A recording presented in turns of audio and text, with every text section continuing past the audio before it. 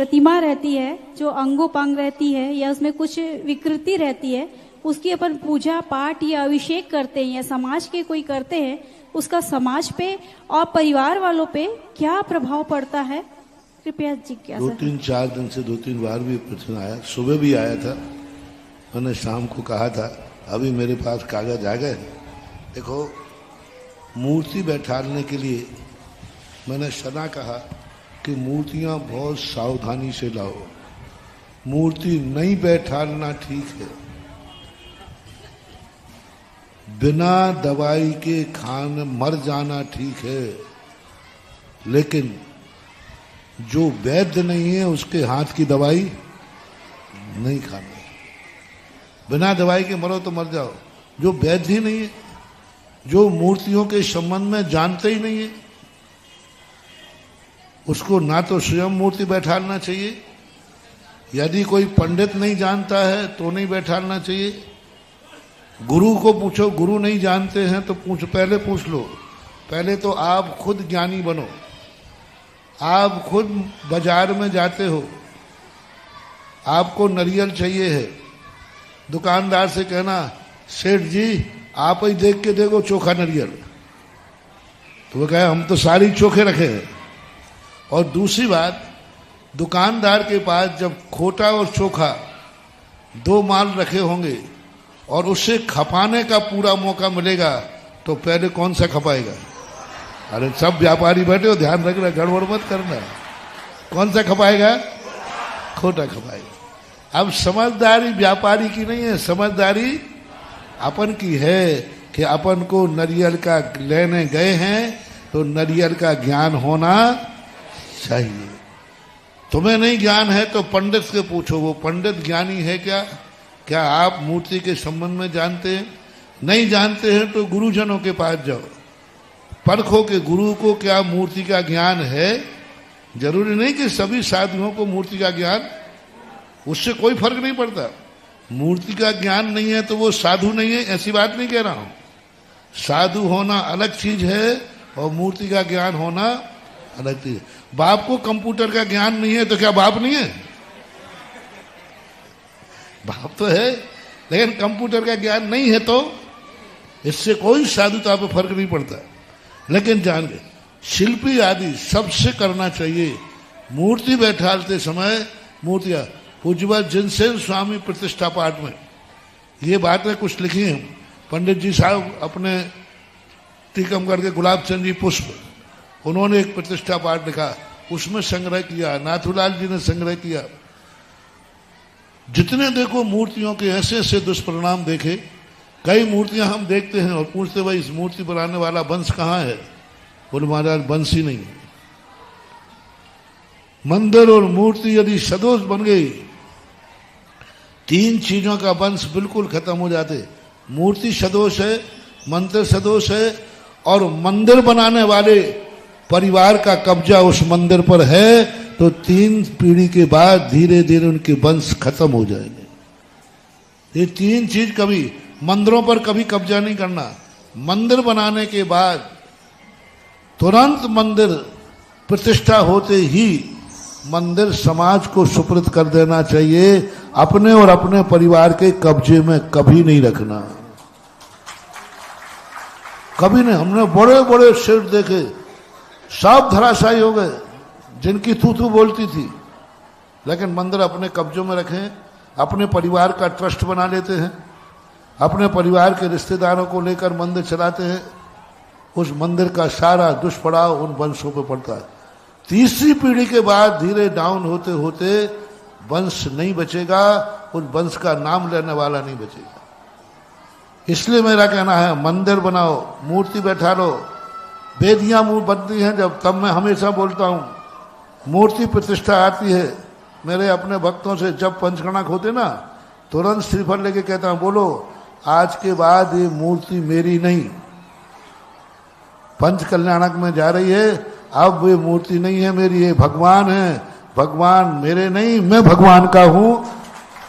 मंदिर बनते ही प्रतिष्ठा के लिए समाज को सुपुर्द करना चाहिए और समाज से कहना चाहिए मैंने मंदिर बना दिया। अब यदि समाज अनुमति दे तो हम इस मंदिर में दर्शन करने आ जाएंगे। बनाया किसने है? स्वयं ने। प्रतिष्ठा किसने की है? और मंदिर में पूजा पाठ करने की अनुमति किससे मांग रहा है? समाज से। हमारा कुछ भी नहीं है इसमें।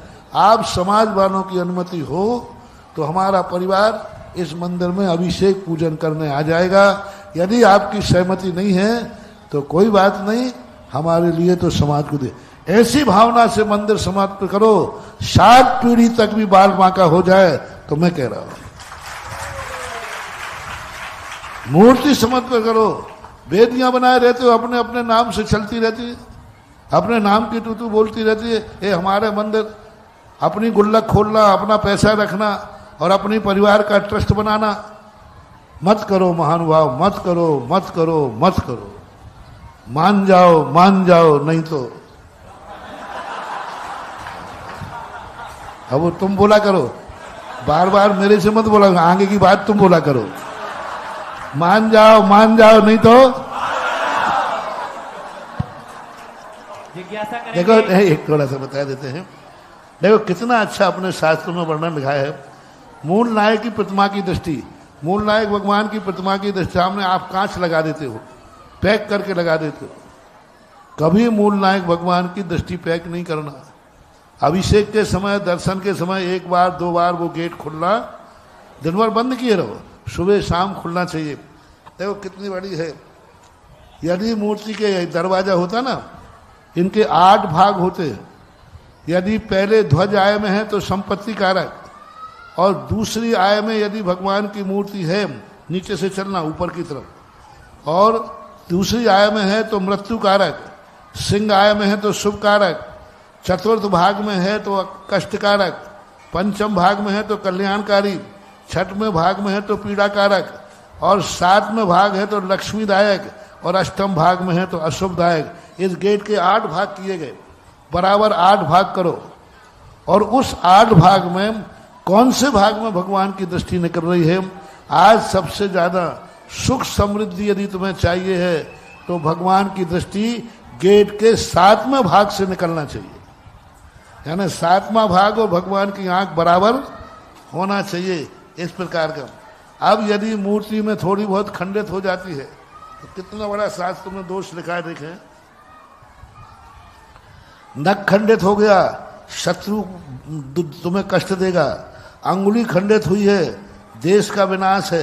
बाहु खंडित हुए है, बंधन है, जेलकारी है। नासिका खंडित हुई है, कुल का नाश है। चरण खंडित हुए हैं, द्रव्य क्षय, कंगाली है। पाद पीठ खंडित हुई है, स्वजन का विनाश, आत्मीय जन का विनाश होगा। चिन्ह खंडित हुआ है, वाहन के द्वारा मृत्यु। परिकर खंडित हुआ है, सेवक का नाश। छत्र खंडित हुआ है, छत्र लक्ष्मी नाश। श्रीवत्स खंडित हुआ है, शुक विनाश। कान खंडित हुआ है, बंधु नाशक। और ग्रीवा खंडित हुई है, सर्वथा अपूजनीय मानी गई है। प्रतिमा की जो हानियां हैं दोष में कौन सी? अब देखो, आप प्रतिमा यदि सांगोपांग नहीं है, किसी प्रकार हानिकारक है, सब लोग इसको ध्यान रखना, बार बार मत पूछना। इसको अपने सब लोग अभी सुनकर नोट कर लो, नहीं तो यूट्यूब पर से नोट कर लेना। देखो कहते हैं विषम आसन। आसन यदि नाप में नहीं है तो व्याधि कारक। कोई अंग छोटा बड़ा है, स्वयं पर पक्ष कष्टदायक। अधिक अंग बना दिया, शिल्पी का नाश। पतला पेट, पेट अपना पतला है ना, पतला पेट बनाया तो दुर्भिक्ष कारक। गाढ़ा दृष्टि, अशुभ कारक। यूं ऐसी कोई दृष्टि देख रही हो ना तो अशुभ कारक। ऊर्ध्व दृष्टि, ऊपर की तरफ देखे। कई बार आंख खोलते समय लोग दृष्टि को ऊपर की तरफ खोल देते हैं, वो बीच में ऐसा कट लगाते ना, वो मणि, उस मणि को वो ऊपर की तरफ खोल देते शिल्पी भूल से। तो वो कैसे है? वो भार्या स्त्री का विनाश करते हैं। जो बैठालता है उसके लिए हो रहा है, जो प्रतिष्ठा करता है, जो ऐसी मूर्तियों की पूजा करता है। बड़ा पेट, एकदम पेट बड़ा निकाल दिया, उदर रोग कारक। हीन अंश, पुत्र नाशक। रौद्र रूप, एकदम रौद्र रूप बन रहा है तो बिंब के निर्माता का नाश। कई होती ना मूर्ति एकदम बहुत रुद्र दिखती है। दुर्बलंग, पतले। द्रव्य का नाश। तिरछी दृष्टि, विरोध कारक। अधो दृष्टि, नीचे ऐसे गर्दन है, नीचे को झुक रही है। अधोदृष्टि, विघ्न कारक, पुत्रनाश, नेत्र रहित, कई बार मूर्तियों के नेत्र खुले हुए नहीं रहते, प्लेन रहते हैं, तो ये नेत्र कारक, और हीनादिक हृदय, सीना एकदम ऊंचा होना, सीना एकदम चपटा होना, दोनों, सीना धसा हुआ है और एकदम सीना तना हुआ है, दोनों प्रकार के जो हैं हृदय रोग कारक होते हैं।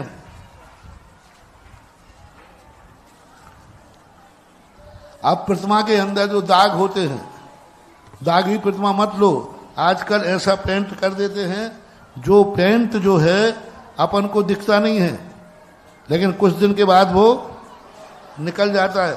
सबसे ज्यादा जयपुर में सबसे ज्यादा ये बदमाशीगिरी हो रही है, सबसे ज्यादा हो रहा है। देखो कैसा है, बेल वृक्ष की छाल निर्माण कांजी के साथ पीसकर पाषाण पर लेप करने से उसके दाग दिख जाते हैं। आज के समय थिनर है, ये तुम्हें बनाने की जरूरत नहीं है। आज के लिए क्या है, कोई भी प्रतिमा में डाउट दिखे, थिनर लेकर के और थिनर से उसको नहा दो, कैसे भी पेंट होगा वो धुल जाएगा। और दाग, अब देखो दागकारी प्रतिमा, उस दाग के पाषाण के भीतर कोई जीव जंतु, ऐसे पाषाण की प्रतिमा हानिकारक। पाषाण में मूल वस्तु के रंग से भिन्न वर्ण की रेखा है तो वह सदोष मानी जाती है।